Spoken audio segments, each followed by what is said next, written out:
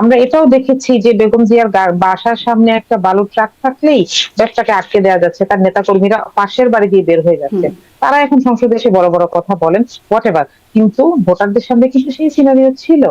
সুতরাং না, দল ভোটারদের সামনে হিসেবে তো এই বিএনপি ভোট সিনারিও ছিল পেয়েছেন যে নাকি, এটাও আপনাদেরকে একটা নানান রকম প্রশ্ন। ভাবে পরিচয় গোপন করে অন্য দলের মধ্যে ঢুকে যেতে হয়েছে, ফলে এখন একটা শব্দই প্রচলিত হয়ে গেছে গুপ্ত, যেটাও খুব একটা পছন্দ করেন না আপনারা। এটা আমি বলবো যে এটা খুব প্ল্যান্ড একটা ফ্রেমিং। দেখেন, জামাত যদি গুপ্ত থাকতো তাহলে প্রত্যেকটা ফাঁসি যখন হচ্ছিল তখন কারা রাস্তায় নামছিল, কারা মিছিল করছিল, একজন দুইজন না তো, লক্ষ লক্ষ মানুষ। আপনি শুধু মাত্র দেখবেন যে মৌলানা সাইদি তার মৃত্যু কিছুদিন আগে তার মা মৃত্যুবরণ করেন এবং তিনি জানাজা পড়াতে আসেন, এটা শাহজাহানপুরে, আমি আমি যে এলাকার ভোটার সেই এলাকাতেই। এবং আমরা দেখেছি সেদিন অলমোস্ট মতিঝিল সহ সব জায়গা অকার্যকর হয়ে গেছিল। এই মানুষরা কারা? সুতরাং এদেরকে যখন গুপ্ত বলে ফ্রেমিং করার চেষ্টা করা হয়, আমার তখন যে বলছে তার ক্রেডিবিলিটিকে কোয়েশ্চেন করতে ইচ্ছে করে। এবং এমন কি দেখেন, না না, এইটা তো ধরেন আপনি একটা ফ্যাক্টের কথা বলছেন, সেটা আমরা দেখেছি, কিন্তু ধরেন আপনারাই বলেছেন যে কৌশল নিতে হয়েছে আপনাদেরকে, অনেক সময় শিবিরকে ছাত্রলীগের মধ্যে থাকতে হয়েছে, এবং শিবিরের বড় বড় নেতা যারা আছেন তাদেরকে দেখা যায় তারা আসলে ছাত্রলীগের সাথে ছিলেন, বা জুলাই আন্দোলন যারা ছিলেন তারাও নানান কারণে ছাত্রলীগের মধ্যে যেতে হয়েছে ছিলেন। তো পরিচয় গোপন রেখে রাজনীতি তো করতে হয়েছে, এটা কি অস্বীকার করেন? এটা শুধু অস্বীকার করার বিষয় না, এটা আমি অস্বীকার করার জায়গাতেই যাব।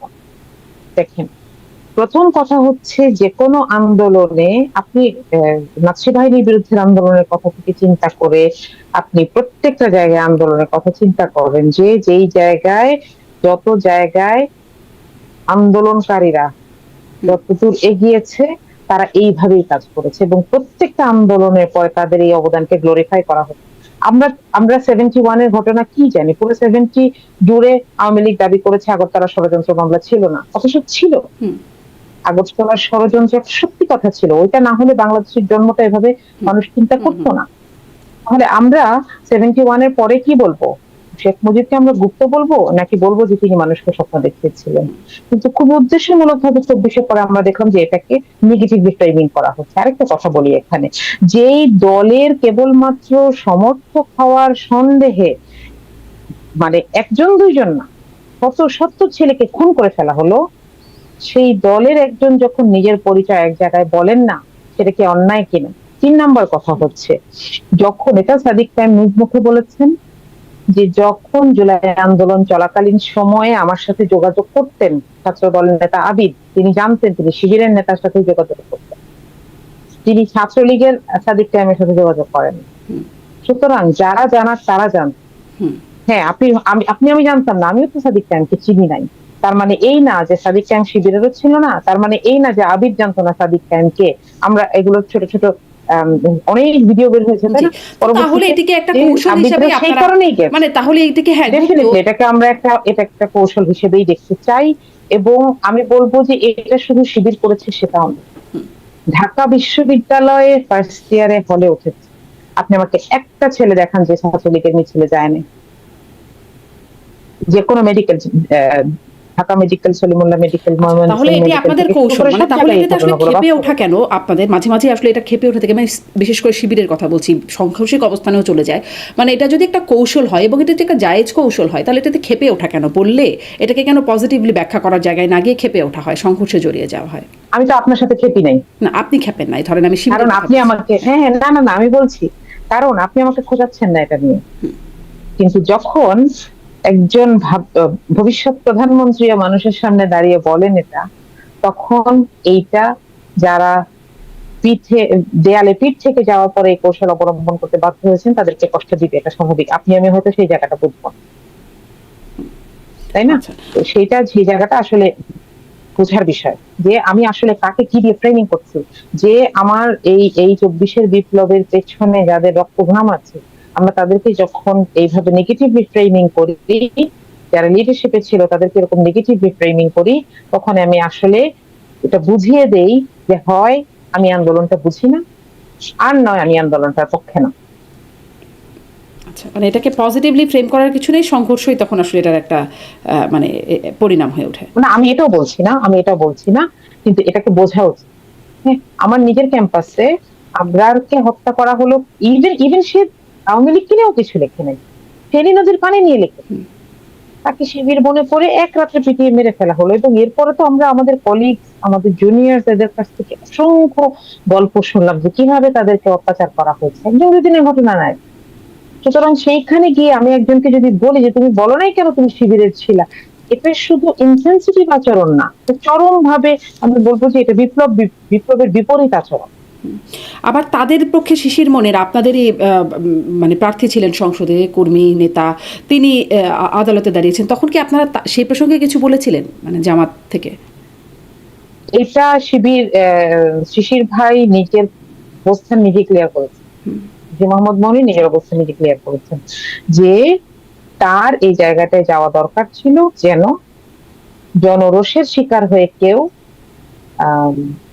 জুডিশিয়াল কিলিং এর শিকার না হয়। তো এখন কেন আওয়ামী লীগের পক্ষে গেল না শিশির মনির বা জামাতের কোনো আইনজীবী? তারা আইনজীবীর অভাবে থাকলেন। সেটা তার ব্যক্তিগত ব্যাপার, যে আওয়ামী লীগ তাকে অ্যাপ্রোচ করেছিল কিনা সেটাও আমি জানি না। এবং তিনি যখন দেখেছেন যে মানুষের এটাতে মন খারাপ হচ্ছে, তিনি কিন্তু সেই মামলা থেকে সরে এসেছেন, এটাও তিনি আবার ধরেন এইখানে এবং লুকায় লুকায় জানান নাই, অবশ্যই মিডিয়া জানিয়েছে। হ্যাঁ, আবার ধরেন এইখানেও যখন শেখ হাসিনার বিচার হচ্ছে, একই সাথে বিচার হচ্ছে চৌধুরী আব্দুল আল মামুন, যিনি সাবেক আইজিপি, তার 5 বছরের শাস্তি হলো। তখনও সেখানেও শিশির মনিরের ল ফার্ম তাকে আইনি সহায়তা দিয়েছে। ফলে সেখানেও একটা প্রশ্ন আছে যে এখানে কোনো যোগসাজশ, এই কারণেই কি তার শাস্তি কমে গেল কিনা, এই প্রসঙ্গগুলো কিন্তু এসেছে। মানে এইসব জায়গায় শিশির মনির থাকছেন কেন? আচ্ছা, আইজিপির ব্যাপারে প্রথম কথা হচ্ছে যে এইটা শিশির মোহাম্মদ মনির নিজে ব্যাখ্যা দিতে হবে, এবং তার সেই আইনি ব্যাখ্যা, তার আইনি প্রজ্ঞা তো আমার নাই, তিনি একটা বেটার ব্যাখ্যা দিবেন। কিন্তু বাংলাদেশের আইনে এটার অপশন আছে তো, যে রাজসাক্ষী কেউ হলে তার শাস্তি কমে যাবে, তাই না? তাহলে আমি কি হ্যাঁ, আমি যদি আইন বদলাইতে চাই সেটা আলাদা কথা, সরকার যে কোনো সময় সেই রাস্তায় হাঁটতে পারে, কিন্তু এটা দিয়ে তো আমি আইনকে কোশ্চেন করতে পারি না। শিশির মনির জামাতের একজন আইনজীবী, একজন নেতা হিসেবে আমার মনে হয় এইটার লেজিসলেটিভ এক্সপ্লেনেশন শিশির মোহাম্মদ মনির ভালো দিতে পারে। আপনারা এটা নিয়ে বিব্রত হন? আমি কখনো বিব্রত হই না, কারণ তার উপর আমার আস্থা আছে। আচ্ছা, মানে কিন্তু তার কর্মকাণ্ডগুলোকে প্রশ্নবিদ্ধ মনে হয় না আপনার কাছে? যাদের বিরুদ্ধে তাদের সাথে তাদের জন্য তিনি লড়ছেন আইনি? না, বিষয়টা সেটা কিন্তু বারবার এটা ব্যাখ্যা দিয়েছেন, অন এয়ার দিয়েছেন, তার লেখার মাধ্যমে দিয়েছেন। আমার মনে হয় যে আমি সেটাতে কনভিন্সড, আমি সেগুলো দেখেছি, শুনেছি, এবং আমি সেই যুক্তিতে আমার মনে হয় আমি এইটুকুতে আস্থা রাখতে পারি। জি, যেমন ধরেন এখনো যখন আওয়ামী লীগের কেউ আদালতে যাচ্ছেন, তাকে আদালতে যাওয়া আসার পথে মবের শিকার হচ্ছেন, শিশির মনির তখন দাঁড়াচ্ছে না, তখন রাষ্ট্র কিন্তু একজন আইনজীবী নিয়োগ করছেন তার জন্য। এমনকি শেখ হাসিনার জন্য রাষ্ট্র নিযুক্ত আইনজীবী ছিল। মানে বারবার শিশির মনিরই কেন, এই প্রশ্নটা আসলে করছিলাম। না, এটা কিন্তু আমার মনে হয় এই জায়গাটা একটু আমাদের একটা কনসেপ্ট ক্লিয়ার হওয়া দরকার, যে কোনো ফৌজদারি মামলায় অপরাধীর পক্ষে রাষ্ট্রপক্ষ একজন আইনজীবী নিয়োগ করেই। আচ্ছা, তিনি প্রাইভেটলি আরেকজন বা আরেকটা ফার্ম বা একটা আইনজীবী নিয়োগ করতেই পারেন, কিন্তু তাকে রাষ্ট্রপক্ষের আইনজীবীর অধীনে থেকেই কাজ করতে হয়। এটা শুধু শেখ হাসিনার মামলায় না, মানে যদি তিনি নিজস্ব কোনো আইনজীবী না রাখেন তাকে প্রতিনিধিত্ব করার জন্য, তাহলে রাষ্ট্র একজন আইনজীবী নিয়োগ করেন। রাষ্ট্র তার নিজস্ব আইনজীবী থাকলে তো রাষ্ট্র না, সব সময় একজন প্রসিকিউটর, এটাকে বলা হয় পিপি, পাবলিক প্রসিকিউটর। হ্যাঁ, এটা সব মামলায় থাকবেই। এবং তিনি যদি কাউকে নিয়োগও করেন, তিনি কোথায় কার আন্ডারে কাজ করবেন? পাবলিক প্রসিকিউটর আন্ডারে কাজ। তিনি তো রাষ্ট্রের পক্ষে, আমার মনে হয় তিনি তো রাষ্ট্রের পক্ষে কাজ করেন। তিনি সেই আসামির পক্ষে না, রাষ্ট্র ভার্সেস মামলাগুলো হয় যখন আপনার ফৌজদারি মামলা হয়, তো তিনি রাষ্ট্রের পক্ষে কাজ করেন। আর যিনি অপরাধী হিসেবে যাকে অভিযুক্ত করা হচ্ছে, অভিযুক্তের পক্ষে তিনি নিজে আইনজীবী নিয়োগ করেন। না নিয়োগ করলে রাষ্ট্র তাকে একজন আইনজীবী দেয়। না, আমি এটা মনে হয় তাহলে আমি একটা ডিফারেন্সই জানি, সেটা হচ্ছে যে আসামির পক্ষেই রাষ্ট্র একজন আইনজীবী নিয়োগ করেন, এবং তিনি নিজেও যদি কাউকে নিয়োগ করেন, সেই আইনজীবীর অধীনে কাজ করে। তো আমার মনে হয় আর একটু রিভাইজ করতে হবে, আচ্ছা, হুম। হয়তো আমি ঠিকঠাক হ্যাঁ, জেনে মানে নেব। যাই হোক আপনি শিশির মনিরের উপর আস্থা যেহেতু রাখছেন, কিন্তু প্রশ্নটা এখানে বারবার মানে তাদের পক্ষে কেন শিশির মনিরকে দেখা যায় যাদের বিপক্ষে আপনারা কাজ করেন। আর কিছু দুই একটা প্রশ্ন আনি, আমরা আসলে সংসদের বিষয়ে কথা বলছিলাম, আপনি সংসদ সদস্য হিসেবে গেছেন যেহেতু, ফলে যেমন সরকারি দলের কারোর সাথে কথা বললে জিজ্ঞাসা করবো যে তাদের সংসদ সদস্যরা যা বলছেন আপনার কাছে আসলে জিজ্ঞাসা যে আপনাদের সংসদ সদস্যরা আপনার দলের যা বলছেন, যেমন কদিন আগে শুনলাম যে পর্দা চাইছেন, ওয়াশিং মেশিন চাইছেন, মাইক্রো ওভেন চাইছেন একজন সংসদ সদস্য, যেখানে আমরা জামাতের আমিরের কাছ থেকে শুনেছি তিনি গাড়ি চান না, সরকারি ফ্ল্যাট কিছু আর কি সংসদ সদস্যরা নেবেন না। আমরা একটা ফিলান্থ্রপিক বা একটা এই অবস্থায় জামাতকে দেখছিলাম বা ভাবছিলাম, আমরা কি ভুল ভাবছিলাম? না, আমরা ভুল ভাবছিলাম না, আপনারা ভুল ভাবছেন না। বিষয়টা হচ্ছে যে এই ডিমান্ড গুলা প্রতিনিয়ত আসে, কিন্তু এগুলোর জায়গাটা সংসদ না। আপনি জানেন এবার 80% মতন সংসদ সদস্য নতুন, ফার্স্ট টাইম। এবং এই কথাগুলো বলা উচিত হচ্ছে, এই অভিযোগগুলা বা এই ডিমান্ড গুলা দেওয়া উচিত হাউস কমিটির কাছে, সংসদীয় কমিটি যেটাকে বলা হয়, যারা এই বিষয়গুলা সর্ট করে সেখানে। তিনি হয়তো এই ব্যাপারটা জাস্ট বুঝতে পারেন নাই। এটা কোনো গর্হিত কাজ না। হ্যাঁ, এই কাজটা একটু বেমানুন, দ্যাটস ইট। কিন্তু এটাকে কেন্দ্র করে আমরা আবার কিছু মানুষকে চিনলাম, তাই না? কিছু মানুষকে দেখলাম যে তারা খুবই জেনারেস হয়ে ভিক্ষা দিতে প্রস্তুত হয়ে যাচ্ছেন। তো মানুষের মানসিকতা তো চেনা যায়। আমার কাছে মনে হয় যে মানুষ মাঝে মধ্যে হয়তো এসব কথা একটু এসব একটু ভুল করলে আমরা কিছু মানুষকে চিনে যাচ্ছি। আচ্ছা, স্পষ্ট। আরও একটা প্রসঙ্গ আনি, ইনি অবশ্য বিএনপির এমপি, তিনিও অপ্রাসঙ্গিকভাবেই এমপি আবু আশফাক তিনিও বেশ অপ্রাসঙ্গিকভাবেই মাওলানা মামুনুল হকের কথা আনলেন, যিনি আসলে জামাতের জোটভুক্তই, মানে 11 দলীয় জোটের মধ্যেই তিনি নির্বাচনও করেছেন, যে তিনি আসলে নারায়ণগঞ্জ না বলে গাজীপুর রিসোর্ট বলেছেন। আসলে ঘটনাটি নারায়ণগঞ্জ রিসোর্ট, এটি ডাক্তার আব্দুল্লাহ তাহের উপনেতা তিনি স্পষ্ট করেছেন, এবং স্পিকারও বলেছেন যে এটি অন্ধকার অধ্যায়, তার একজন রাজনীতিবিদের সে বিষয়ে আমরা না যাই। তিনি সংসদ উপনেতা মানে বিরোধী দলীয় উপনেতা, তিনি এই বিষয়টি নিয়ে কথা বলেছেন যে বিভ্রান্তিকর কথা বলা হচ্ছে, তিনি তাকে বিয়ে করেছেন, সেই নারীকে বিয়ে করেছেন, ফলে মুতাবিয়ার বিষয় না এখানে। কিন্তু আসলে বিভ্রান্তিকর নয় কি? তারপরে আমরা দেখলাম রাস্তায়ও আন্দোলন হচ্ছে, বায়তুল মোকাররমের সামনে মামুনুল হককে এই প্রসঙ্গে এমনটি বলা নিয়ে কুলাঙ্গার এমপি বলা হচ্ছে, তাকে প্রকাশ্যে ক্ষমা চাইতে বলা হচ্ছে, মানে বিষয়গুলো এই পর্যায়ে গিয়ে পৌঁছাচ্ছে। কিন্তু আসলেই কি একটা বিভ্রান্তি বা প্রশ্নবোধক নাই? তার হলফনামায় আছে বা তার উইকিপিডিয়াতে তাকে দেখা যায় তার একজন স্ত্রী, ফলে মানে তিনি তো স্পষ্ট করেননি কখনো এরকম একটা বিশাল ঘটনা ঘটে গেল। সেখানে ডক্টর আব্দুল্লাহ তাহেরের বক্তব্যটাও কি বিভ্রান্তিকর না? না, ডক্টর আব্দুল্লাহ তাহের যেটা বলেছেন সেটা বলেছেন যে প্রথম কথা, এটা স্পিকারও বলেছেন পরবর্তীতে, যে তথ্য ঠিক মতন বলতে হবে।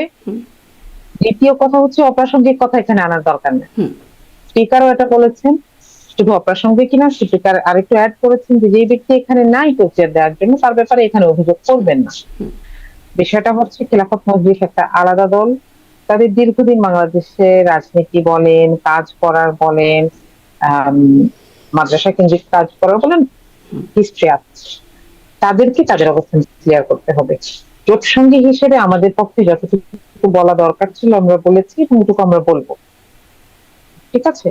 কিন্তু তাদেরকে তাদের অবস্থানটা ক্লিয়ার করতে হবে।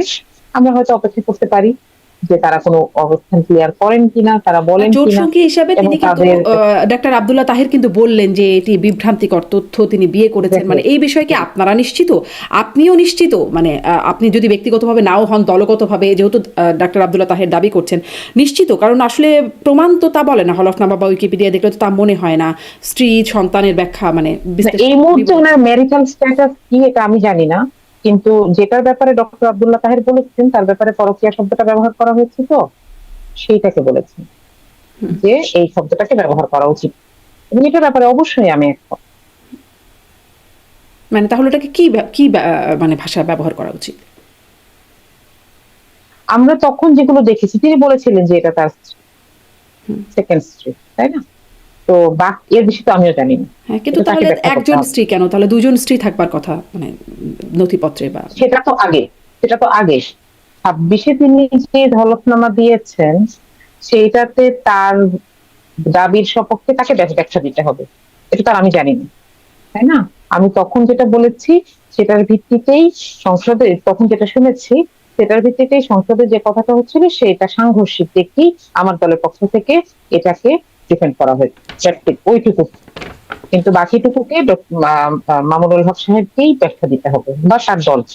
জি, আসলে সেখানেই প্রশ্ন যে ব্যাখ্যা না দিয়ে বিক্ষোভে চলে গেছেন, আন্দোলন হচ্ছে, কিন্তু একটা ব্যাখ্যা কেন সুস্পষ্টভাবে আসে না? হ্যাঁ, এটা হয়তো আপনি হ্যাঁ, তার দলের কাউকে কখনো ইনভাইট করলে নিশ্চয়ই তাকে সে সুযোগ পেলেই বলবো, কিন্তু তাদেরকে খুব একটা পাইও না। আপনারা যেহেতু পান, কথা বলবার মতো সুযোগ হয়, ফলে আপনারা যদি কখনো জেনে আমাদেরকে জানাতে পারেন তাহলে নিশ্চয়ই বিভ্রান্তিটাও থাকবে না, এই ধরনের অপ্রাসঙ্গিক শব্দও আসবে না, এটা নিয়ে কেউ হাসাহাসি বা আন্দোলন করে রাস্তাও বন্ধ করার সুযোগ হবে না, সব রকম জিনিসই চেপে যাবে তখন। আমি আরেকটু আসি যে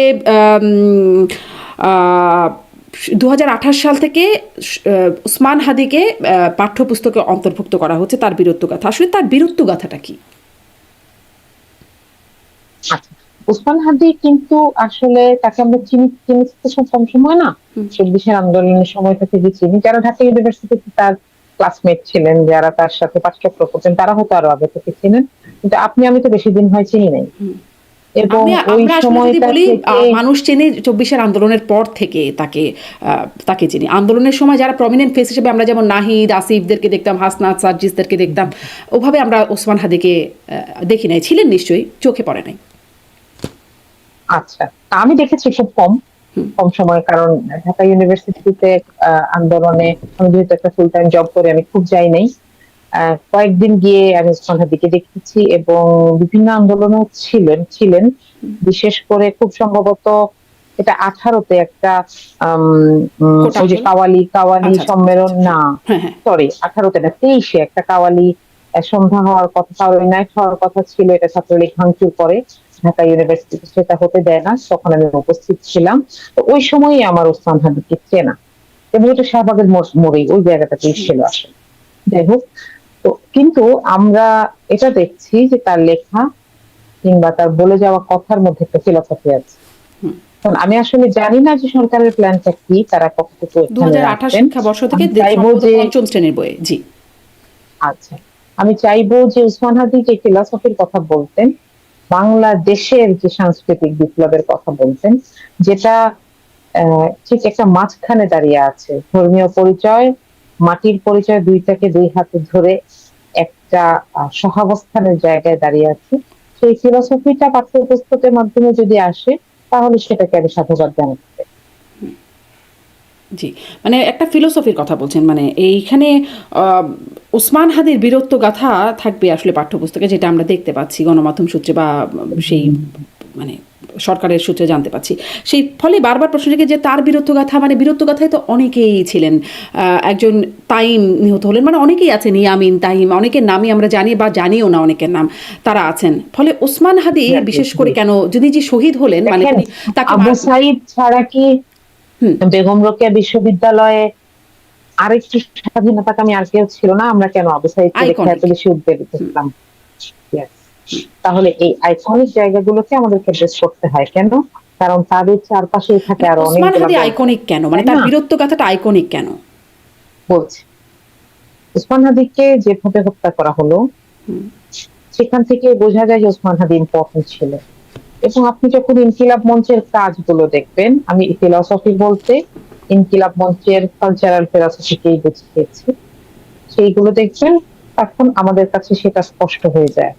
কিন্তু আমি কোনোদিন চাইবো না যে এই যে আমরা যেরকম পাঠ্যপুস্তকে মুজিব বন্দনা দেখে দেখে বড় হয়েছি, এখানে শুধু ব্যক্তি উসমান হাদির কথা থাকে।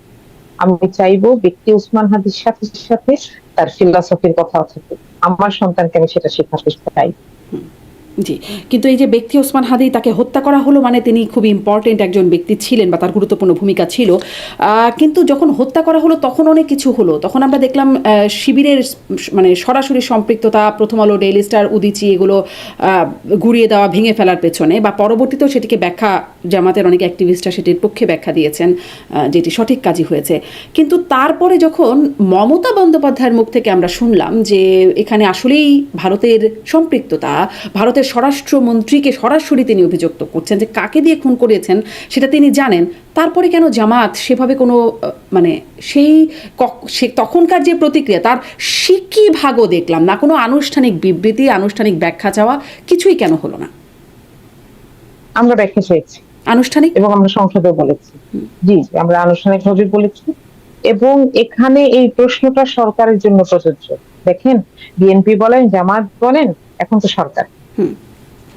তাই না? আপনি সরকারটাকে কখনো বিএনপি সরকার বলতে পারবেন না, শুধু এটা বাংলাদেশের সরকার। বাংলাদেশের প্রধানমন্ত্রী তিনি শুধু বিএনপির প্রধানমন্ত্রী না। সুতরাং সরকারের পক্ষ থেকে এখন এটা চাওয়া উচিত। জামাত তো এটা সবসময় দাবি করেছে, শুধু একমাত্র উসমান হাদির জন্য না, তো প্রত্যেকটির জন্য দাবি করেছে এবং শিবির সবগুলোকে বলেছে। কিন্তু এখন আমাদেরকে আসলে এটার জন্য স্পেসিফিক্যালি সরকারকে বলতে হবে। হুম। একটা নির্বাচিত সরকার এসে গেছে কিন্তু এবং সেটাই আমার সরকারই তার প্রশ্ন, কূটনৈতিক যেই মুভমেন্টের মাধ্যমে এই কাজগুলো করতে হবে। একদমই সেটাই আমার প্রশ্ন, যে যেখানে আমরা দেখেছিলাম একদম জ্বালিয়ে পুড়িয়ে তাণ্ডব রীতিমতো তৈরি হলো, যতটুকু করা দরকার তার চেয়ে অনেক অনেক বেশি মাত্রায় দেখা গেল, অনেক ক্ষতি হয়ে গেল, তার মানে এত মানুষ অ্যাগ্রেসিভ হয়ে গেল, তার মধ্যে শিবিরের মানুষজনের একদম সরাসরি সম্পৃক্ততা, সরাসরি নির্দেশনা দেখা গেল, তাদের বিরুদ্ধেও কোনো ব্যবস্থা নেওয়া হলো না। এখন একদম যাদের দিকে অভিযোগ করা হচ্ছে তারা স্বীকার করছে একরকম, মানে একটা পক্ষের মধ্যে দেখা যাচ্ছে, কিন্তু তখন জামাতের পক্ষ থেকে আমি দেখিনি কোনো আনুষ্ঠানিক বিবৃতি, কোনো আনুষ্ঠানিক ব্যাখ্যা চাওয়া। তিনি বলেছেন যে এই বিষয়ে সরকারকেই বলতে হবে, কিন্তু মানে আনুষ্ঠানিকভাবে ব্যাখ্যা চাওয়া এই বিষয়গুলো মানে একবারে কোনো রকমের সরব না দেখেন, এটা কিন্তু বেমানান। আপনি যেটা বলছেন এটা কিন্তু বেমানান। কূটনৈতিক ব্যাপারে একটা দল কথা বলার চাইতে সরকার কথা বলা উচিত। তো তখন কেন হলো এত কিছু বেমানান কাজগুলো? অনেক কিছু হয়েছে, প্রত্যেকটা পক্ষকে ব্লেম করেছে। একজনের একটা ফেসবুক স্ট্যাটাস, সে জাহাঙ্গীরনগরে বসে একটা ফেসবুকে স্ট্যাটাস দিয়েছে, সেটা দিয়ে যায় শিবির পুরা দায়ী প্রথম আলো আক্রমণের জন্য। এটাও করা হচ্ছে। আমার কথা হচ্ছে যে এদেরকে ধরেন, শাস্তি দেন। আমি সরকারের কাছে বলবো যারা তাই সিসি ক্যামেরা ফুটেজ যাচ্ছে তাদেরকে ধরেন এবং শাস্তি দেন। সে আমার দলের কেউ হলে আমার কোনো অসুবিধা নেই, তাকে শাস্তি দেওয়া উচিত। যে কোনো ধরনের এই ধরনের ভায়োলেন্সকে আমি উৎসাহিত করি না দলগত ভাবে। কেউ যদি পার্সোনালি সেখানে গিয়েও থাকে তাহলে তার শাস্তি হওয়া উচিত। এটা কেন হচ্ছে না? এরকম মানে বিএনপি বলতে চাঁদাবাজ দিলে আপনি ব্যবস্থা নেন, তাদেরকে বহিষ্কারও করতো, জামাত অবশ্য বহিষ্কার করেনি বা শিবিরও বহিষ্কার করেনি তাদেরকে। না, আমাকে তো আগে দেখাতে হবে। আমি দেখলাম যে একজনকে অপবাদ দেওয়া হচ্ছে যে সে হচ্ছে এখানে হামলা করেছে, জাহাঙ্গীরনগরে নিজের রুমে বসে হয়তো স্ট্যাটাস দিয়েছে, জান অমুক জায়গা জ্বালিয়ে দিচ্ছে। হ্যাঁ, এটার জন্য সে এক ধরনের দোষী হতে পারে, কিন্তু আমাকে তো জুডিশিয়ারির দিকে তাকাইতে হবে যে তাকে এনে বিচারের মুখোমুখি করেন না, সেই প্রসেসটা কেন হচ্ছে না? তাহলে আমার দিকে যদি একটা প্রশ্ন আসে, সরকারের দিকে তো 99টা প্রশ্ন যায়। আমার তো সেটা, আমি তো কোথাও কোনো বিচার প্রক্রিয়াকে বাধাগ্রস্ত করছি না। আমি বলছি যে ডুয়ে, তারপর আমি দেখবো কি হয়। আমরা তো এটা কোনোদিনই করি নাই।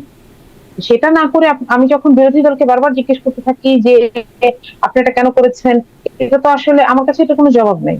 কারণ আমি নিজে বলতে পারি দলের সদস্য হিসেবে আমার কাছে এরকম কোনো ইনস্ট্রাকশন কোনোদিন আসে নাই, যাও গিয়ে জ্বালাও পোড়াও করো, বা তোমার ঘরের পুরুষদেরকে বলো যে গিয়ে জ্বালাও পোড়াও করো। সুতরাং আমি এটার দায়িত্ব কেন নিব? রাইট? নিশ্চয়ই, মানে সেরকম ভাবে আসলে বিএনপিও এই ব্যাখ্যাটা দিত, মানে ব্যাখ্যাটা এতই সিমিলার মনে হলো যে যখন চাঁদাবাজি বারবার অভিযোগ করা হচ্ছে তখনও বিএনপি বলতে আমরা আমাদের দলের পক্ষ থেকে তাদেরকে বহিষ্কার করছি, কেন সরকার ব্যবস্থা নিচ্ছে না, পুলিশ কেন ব্যবস্থা নিচ্ছে না? 3 দিন পরে তাকে মিছিলও দেখা যায়। হ্যাঁ, আপনাদেরও তো সারা আছেন তো শিবিরে, এখনো আছেন যাদের বিরুদ্ধে অভিযুক্ত, জ্বালাও পোলাও করে ফেলো, জ্বালিয়ে দাও, গুড়িয়ে দাও, তারা তো আছেন শিবিরে। অভিযোগটা কে করছে এটা হচ্ছে কথা। প্রথম আলো উদিচি হামলা হয়েছে এটা আমি স্বীকার করি, এবং এটা পরিহিত কাজ এটাও স্বীকার করি। অভিযোগ কারা করছে? প্রথম আলো সারা জীবন মানুষকে ট্রেনিং করেছে। প্রথম আলো আমাদের এখনকার প্রধানমন্ত্রীকে সবসময় বলেছে, আজে বাজে নাম বলেছে, এবং তাদেরকে নিয়ে এগুলো মুখে বলার মতন না। 2001 থেকে প্রথম আলোকে নিয়ে কেউই খুশি ছিল না, এমনকি শেখ হাসিনা প্রথম আলো রেজিস্টার ঢুকতে দিতে না। আমি আপনাকে এটাই বলছি আপনাকে, যারা সবসময় মিডিয়ার মাধ্যমে ফ্রেমিং করেছে, তারাই যখন এখন বলে যে আমাকে হামলা করেছে শিবির, আমি তাকে ব্লাইন্ড চেক দিব না কোনোদিন। তাকে আদালতের মাধ্যমে এটা প্রমাণ করতে হবে, নইলে আমি কিসের ভিত্তিতে বহিষ্কার করব? কারণ আমি ইনস্ট্রাকশন দেই নাই। ফেসবুকে যে স্ট্যাটাসটা সেটা ছড়াছড়ি দেখা যাচ্ছে, সেটার জন্য তারা মানে সেটা পাবলিকলি আলোচনা হচ্ছে, গণমাধ্যমে। সেটার জন্য সে যদি দলগতভাবে ওখানে যায় সেটা একটা কথা, এমনকি সে যদি পার্সোনালি ওখানে যায় সেটা আরেকটা কথা। কিন্তু কেউ এসে আমাকে বলছে যে সে এটার জন্য দায়ী, আমি তাকে দল থেকে বহিষ্কার করব না, কারণ তাহলে এটা ওই দেখেন ওই যে আগের দিন বহিষ্কার করে পরের দিন আবার মিছিলে আসে, এটা আসলে গেলো হয়ে যায় পুরোটা ব্যাপার। নিশ্চয়ই, কিন্তু কেউ এসে কেন বলবে যখন এরকম না? কেউ এসে কেন বলতে হয় যখন প্রমাণটা একদম চোখের সামনে থাকে? প্রমাণটা আপনিও বললে হবে না, না এটা চোখের সামনে নাই, এটা আমাকে আদালতের মাধ্যমেই আমাদের কাছে আসতে হবে। সেই প্রমাণ Right? আদালতের মাধ্যমে ফৌজদারি যাওয়ার জন্য অপরাধের তো আপনারা ক্ষেত্রে আওয়ামী লীগের জন্য অপেক্ষা করলেন না। আওয়ামী লীগ তার আগে নিষিদ্ধ হয়ে গেল, বিচার শুরু হওয়ার আগে নিষিদ্ধ হয়ে গেল। আদালতের আমার মাধ্যমে মনে হয় you are আদালতের doing- মাধ্যমে তো প্রমাণিত হলো না, তাই না? কিন্তু আমরা আচ্ছা, জানি, আমার মনে আমরা হয় জানি এই কি হয়েছে। অ্যাপ্রোচটা, হ্যাঁ, এই অ্যাপ্রোচটা ভেরি রং। এই অ্যাপ্রোচটা ভেরি রং। আমরা শুধু জানি না, আমরা প্রতিদিন দেখছিলাম, এবং রাষ্ট্রযন্ত্র ব্যবহার করে কাজগুলো করা হচ্ছিল। আর আপনি এখন একটা পার্টির একজন মেম্বারকে একটা অন্যায় করতে দেখে পার্টিকে সেটাকে দায়িত্ব নিতে বলছেন, দুইটাকে কোনোভাবে তুলনা করা যায় না। দুইটা আলাদা কথা। একটা মানে হচ্ছে গ্র্যাভিটির সরকার, আপনি জায়গা দেখতে আর পারেন, হচ্ছে কিন্তু পার্টি। তারা বলছেন এবং কনসিকুয়েন্স যা বলছেন তা হচ্ছে, সেটা দেখা যাচ্ছে সেখানে। ফলে তাদেরকে চোখের সামনে দেখা যাচ্ছে যে তারা এটা বলছেন, তার না, আমি কাউকে consequence-এর- বাধা দেই নাই, হ্যাঁ, কাউকে বাধা দেই নাই। আমি বলছি যে এইটাকে অভিযোগ হিসেবে make the complain and then we will resolve it. আমি তো কোনো জায়গায় কোনো দ্বিমত নাই, জি কিন্তু আমি কারোর বায়বীয় অভিযোগের ভিত্তিতে আমি দলের শৃঙ্খলার মধ্যে একটা ব্যবসায় ঘোষণা দিতে পারি না। জি, মানে আসলে অভিযোগটা এখনো বায়বীয় মনে হচ্ছে, যেখানে তাদের এখনো তা পর্যন্ত দেখা যায় তারা কি লিখেছেন, কি বলেছেন এবং তারপরে কনসিকুয়েন্স কি হয়েছে। না, এখন একটা ব্যাপার হচ্ছে, দেখেন, একটা একটা মজার ব্যাপার হচ্ছে, একটা মানুষ পুলিশকে দিয়ে সরাসরি বুকে গুলি করার কথা বলছে, আরেক জায়গায় আরেকটা ছেলে স্ট্যাটাস দিচ্ছে আমি দিয়েছে। আমি এই দুইটাকে কোনো দিনই গ্র্যাভিটিতে কাছের ধারেও ধরবো না, হ্যাঁ হ্যাঁ, তাই না? আপনি গ্র্যাভিটিতে না ধরেন, কিন্তু কনসিকুয়েন্সটা আমরা দেখলাম প্রথম আলো, ডেইলি স্টার, উদিচি, ছায়ানট, এই প্রতিষ্ঠানগুলো না, তো আমাকে ভেঙে আইনের দিয়েছে। মাধ্যমে আসতে হবে। দেখেন, ফৌজদারি অপরাধ কিনা অবশ্যই সেটার মাধ্যমে ফৌজদারি আসতে অপরাধ। হবে। জি, এগুলো কোনটা ভেঙে ফৌজদারি দেওয়া, অপরাধ? স্ট্যাটাস দেওয়া, স্ট্যাটাসে উস্কানি দেওয়া। এগুলো ভেঙে দেওয়ার স্ট্যাটাস দেওয়া। হ্যাঁ, এটা উস্কানি দেওয়া, এটা তাহলে তাহলে call him and punish him through the proper process. জি, সেখানেই আমি প্রশ্ন কেউ রাখছি। না করে নাই, কিন্তু কেবলমাত্র দেখেন, একটা কথা বলি, একটা সম্ভবত এটা কার কথা আমি ভুলে গেছি, যে একটা ভিক্ষুক তার একটা ঘা, সেটা দেখিয়ে মানুষের কাছ থেকে ভিক্ষা আদায় করে, এবং সে কিন্তু চায় না যে এই ঘাটা শুকায় যায়। কেন? কারণ তাইলে আর সে তখন ভিক্ষা পাবে না। তাহলে এই যে ছেলেগুলোকে কি এই কাজে ব্যবহার করা হচ্ছে? যে হ্যাঁ, তাদেরকে আমরা দেখাবো, এই দলটাকে যেন ব্লেম করতে পারি, যদি এটা তার পার্সোনাল পজিশন ছিল, এটা দলীয় পজিশন ছিল না, এবং and so on, it will go on. জি আমরা কোনোদিনই বলি নাই যে আমার দলের একজন ফৌজদারি অপরাধ করলে আপনি তাকে ছেড়ে দেন। জি জি, মানে সুতরাং কিন্তু এখানে আমার অবস্থানটা স্পষ্ট। স্পষ্ট, জি, কিন্তু দল থেকে তাদেরকে বহিষ্কার করা হয়নি বা দল থেকে কোনো ব্যবস্থা নেওয়া হয় না, এটাই হচ্ছে আমি প্রশ্নটা করছিলাম। যদিও তারা আবার পরবর্তীতে একটা মানে তারা এটার জন্য অ্যাপোলোজাইজ করেছেন, যেটা তাদের সঠিক কাজ হয় নাই, তারা ব্যক্তিগতভাবে এটি পরে করেছেন, এটাও আমি একটু উল্লেখ করে দিলাম। তারপরে আসলে জিজ্ঞাসা করছিলাম হাদির কথা। ধরেন ওমর হাদি, তার ভাই, তিনি অভিযোগ করছেন জামাত ইসলামের আমিরের একজন পিএস এর সাথে সংযুক্ত ছিলেন, অন্তর্বর্তী সরকারের উপদেষ্টারা ছিলেন, মানে সম্পৃক্ততার কথা বলছেন, এমনকি বিএনপির মন্ত্রী এমপিদের মধ্যে অনেকে আছেন। মানে এগুলো নিয়েও তো কোনো কথা হলো না, কেউ তো এগুলো নিয়ে কোনো কিছু। এমনকি আমি আমার অনুষ্ঠানে একজন ভারতীয় সাংবাদিক, প্রেস ক্লাব অফ ইন্ডিয়ার সাবেক সভাপতি, তাকে আমি প্রশ্ন করছিলাম যে ভারতে কেন এই বিষয়ে কেউ কিছু বললো না, স্বরাষ্ট্রমন্ত্রীকে সরাসরি অভিযোগ করলেন। তিনি বললেন যে আমি এটা যখন প্রেস ব্রিফিং হবে আমি তাকে জিজ্ঞাসা করব। তিনি জিজ্ঞাসা করলেন রণধীর জয়সওয়াল, যিনি বিবৃতি মানে কথা বলেন, তিনি বললেন যে এইটি তিনি শোনেনি নাই। মানে সব পক্ষ একরকম মিলেঝিলে চেপে গেল বিষয়টা, যাকে নিয়ে এত বেশি মাতামাতি হয়ে গেল, এত বীর, এত মানে বা এত তাণ্ডব হয়ে গেল, এখন সব পক্ষ চুপসে গেল। না, কোনো পক্ষ চুপসে যায়নি। আপনি যদি রাত, আমি যখন বাসায় আসছিলাম আজকে 12:30টার সময়, তখনও দেখে আসছি যে উসমান হাদির কবরের সামনে কিছু মানুষ দাঁড়ানো, দোয়া করছে। কেউ আসলে ভুলে যায় নাই। তো আপনি যেটা বলছেন, সেটা ওমর হাদির অভিযোগটাকে যদি ধোপে টিকতে হয়, তাহলে সেটা অভিযোগ হতে হবে, তাকে বলতে হবে কে চেপে গেলেন কেন। আপনি যদি ওমর হাদির পদক্ষেপ গুলোকে অবজার্ভ করেন, আমার মনে হয় ব্যাখ্যাটা স্পষ্ট হয়ে যাবে। আমি এটা বলতে চাই না, কারণ এখানে আমার কাছেও কোনো প্রমাণ নেই। কিন্তু যিনি অভিযোগ করেন, বাংলাদেশ বলেন পৃথিবীর যে কোনো বিচার ব্যবস্থায় অভিযুক্তের দায়, এটাকে অভিযুক্তর দায় নয় তাকে প্রমাণ করা, নির্দোষ প্রমাণ করা। যে অভিযোগ করেন তার দায় তিনি এটাকে প্রমাণ করবেন। ওমর হাদিকে এটা প্রমাণ করতে হবে এবং তিনি বিচারিক প্রক্রিয়ায় আসতে হবে। নইলে ওই অন্য দেশে বসে একটা সরকারি সুবিধা ভোগ করছেন, নতুন সরকার আসছে, তিনি হয়তো তার আনুগত্যকে রিনিউ করতে চাচ্ছেন, সেটার একটা প্রসেস কিনা এটা আমি জানি না। না, তিনি আমার এটা বিএনপিরও বলতে খুব মন্ত্রী কষ্ট এমপিদের কথা হচ্ছে, কারণ বলেছেন যার তিনি, মধ্যে আছেন। হ্যাঁ হ্যাঁ, ওইটারই একটা কনসিকোয়েন্সেস ছিল, এরপরে সেটা আমাদের কথা বলেছেন এটাকে একটু নিউট্রালাইজ করার জন্য। এখন ব্যাপার হচ্ছে যে আমার জন্য এটা কষ্টকর যে আমি ওসমান হাদির ভাইকে এই জায়গায় দেখতে চাই না, কিন্তু স্টিল যে কেউ যে অপরাধ, যে কোনো অভিযোগ করেন তাকে সেটা প্রমাণ করতে হবে। নইলে দেখেন আমি এখন অনেক কথা বলতে পারি, সোশ্যাল মিডিয়ায় তো লিখতে পয়সা লাগে না, তো আমি যা ইচ্ছা নিয়ে তাই তা ইচ্ছা বলতে পারি, কিন্তু তাতে কিন্তু ওই লোকটার গায়ে কালি লাগে না। এবং দেখেন মমতা বন্দ্যোপাধ্যায় যে কাজটা করেছেন, যে তিনি নির্বাচনে হেরে যাওয়ার পরে এটাকে একটা পলিটিক্যাল অস্ত্র হিসেবে ব্যবহার করছেন, তিনি আগে বলেন নাই। হুম হুম। যখন তার উপর যে ঘটনাগুলো হচ্ছিল, বাংলাদেশের তুলকালাম হয়ে যাচ্ছে, তিনি কিন্তু তখন বলেন নাই। সুতরাং এইগুলো পলিটিক্যাল স্টান্ট বলবো নাকি পার্সোনাল স্টান্ট বলবো, এনিথিং ক্যান হ্যাপেন, কিন্তু যিনি বলেন তাকে এটা প্রমাণ করতে হবে। যে অমুকের পিএস, অমুকের, এগুলো অ্যাবসার্ড কথাবার্তা, একটা স্পেসিফিক কথা বলতে হবে। এবং তার ভয়টা কোথায় তাহলে? জি, চাকরি আমি হারিয়ে ফেলার শুধুমাত্র ভয়? এই জায়গাটায় সেটাকে স্পষ্ট ক্লিয়ার হতে করতে পারি না, হবে। আমি সবাইকে এই প্রশ্নটা করি, এই জায়গাটায় স্পষ্ট হতে পারি না যে যাকে নিয়ে এত তাণ্ডব হয়ে গেল, এত কিছু হয়ে গেল, এখন এত সরাসরি বলার পরে সবাই চুপচাপ আছে, এবং এত অভিযোগ আসছে, কেউ সেখানেও সবাই চুপচাপ আছে। তাকে পাঠ্যপুস্তকে দেওয়া হচ্ছে, কিন্তু হত্যার পেছনের জায়গাটা ওখানে সবাই মিলে, জামাত, বিএনপি বা অন্তর্বর্তী সরকারে যারা ছিল তারা, ভারত, সবাই মিলে ঝিলে চেপে গেল, মানে কেউই আর বেশি উচ্চবাচ্য জিনিসটা করলো না। না, বিষয়টা কি এটা যে জামাত জেনেও চেপে গেছে? তা তো না। জামাত যথেষ্ট চেয়েছে, এবং শুধু ওসমান হাদির ব্যাপারে না, এরকম যতগুলো হত্যাকাণ্ড হয়েছে, বিশেষ করে ওসমান হাদিরটা কেন সিগনিফিকেন্ট, একদম তফসিল ঘোষণার পরের যে ঘটনাটা হয়, তাই না? এবং এই ছেলেটা একজন ক্যান্ডিডেট ছিলেন নির্বাচনে, সুতরাং এখানে আঙ্গুল অনেকের দিকে। কিন্তু এখানে আমি একটা কথা বলতে পারি, আমরা কোন ধরনের যেই অভিযোগ করিনি যে হ্যাঁ অমুক জায়গায় হয়েছে তাহলে অমুকে দায়ী, এটা বলিনি। কারণ তাহলে কিন্তু এটা প্রমাণ করার দায়টাও আমার ঘাড়ে এসে পড়ে।